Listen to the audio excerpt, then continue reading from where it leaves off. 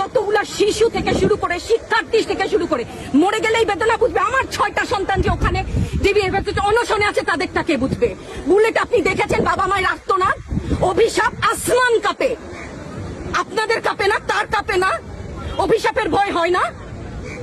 বুকগুলা ঝাঁঝরা হয়ে গেছে আমার সন্তানদের। রাবার বুলেট বলবেন, কি বলবেন? এগুলো অস্ত্রের মুখে দাঁড়িয়ে আছে, আমাদের পয়সায় কেনা বুলেটে আমাদের সন্তানদের আপনারা বুলেট ছুটছেন। আর কত আর কত? পুলিশ ভাইদেরকে বলি, ভেতরে তো আপনিও মানুষ, পুলিশ ভাই বলি না, ক্ষমা করবেন, মুখ থেকে বার হয়ে গেছে।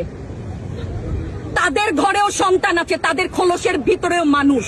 যারা এখনো ঘরে আছেন তারাও জানেন আর কতদিন ভয় পাবেন। ভয়েই থাকেন, একটা মারবেন 10টা আসবো, 10টা মারবেন লক্ষ আসবো।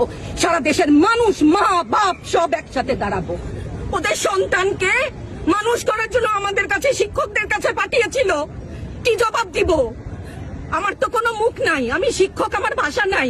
তাদের কাছে হাত জোর করে মাপ চাই, নিরাপত্তা দিতে পারি নাই, নিরাপত্তা দিতে পারি নাই।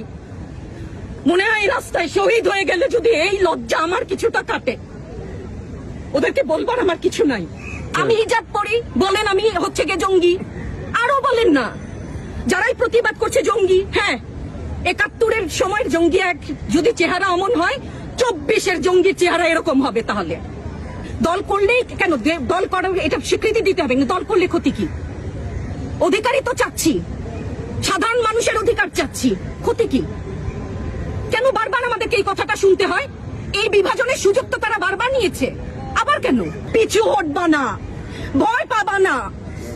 তোমাদের শিক্ষক আমরা লজ্জা পাই, তোমাদের থেকে শিখেছি। তোমরা যেমন আছো আমরাও আছি। যতদিন না 9 দফা ওদের মান না হয় ততদিন মাঠ থেকে সরবো না। কেউ নিরাপদ না তো। আপনি নিরাপদ? সংবাদ কর্মী আপনি কি আত্মসম্মান বিসর্জন দিয়ে বিভিন্ন নিউজ, লেবুর বাম্পার ফলন নিউজ করতে হচ্ছে না? আপনারও লজ্জা লাগছে না? আত্মীয় স্বজনের কাছে মুখ দেখাতে পারছেন না তো? আপনার হয়ে আমি লড়ছি, আমাকে সহায়তা করেন। Thank you.